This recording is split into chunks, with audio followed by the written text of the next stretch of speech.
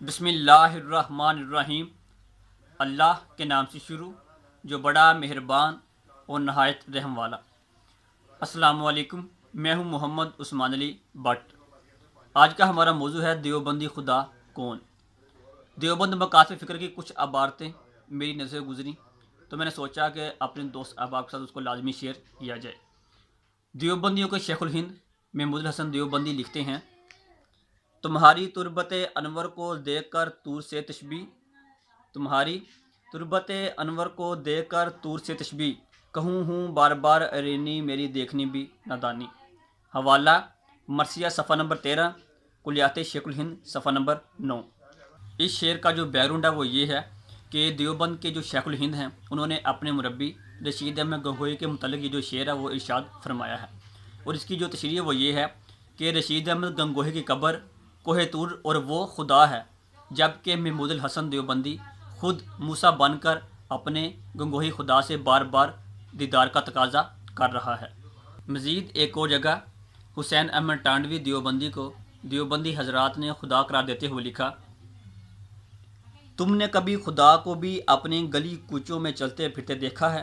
کبھی خدا کو اس کے عرش عظمت و جلال کے نیچے فانی انسانوں سے فروتنی کرتے دیکھا ہے؟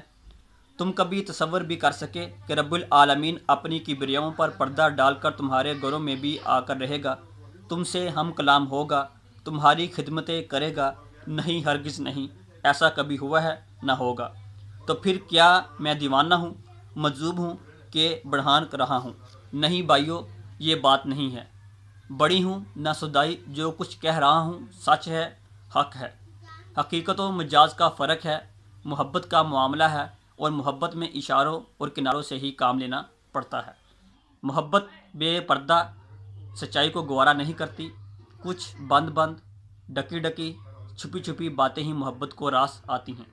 اس بات کا جو خلاصہ ہے، اس کا جو کنکلیوژن ہے وہ یہ ہے کہ یعنی کہ اشاروں کناروں میں یہ بات سمجھائی جا رہی ہے کہ ٹانوی صاحب خدا تھے، اور خدا بندہ کے روپ میں زمین پر آ کر گلی کوچوں میں پھرتے رہے، اور دیوبندی عوام کی جو خدمت ہے وہ بھی کرتے رہے ہیں۔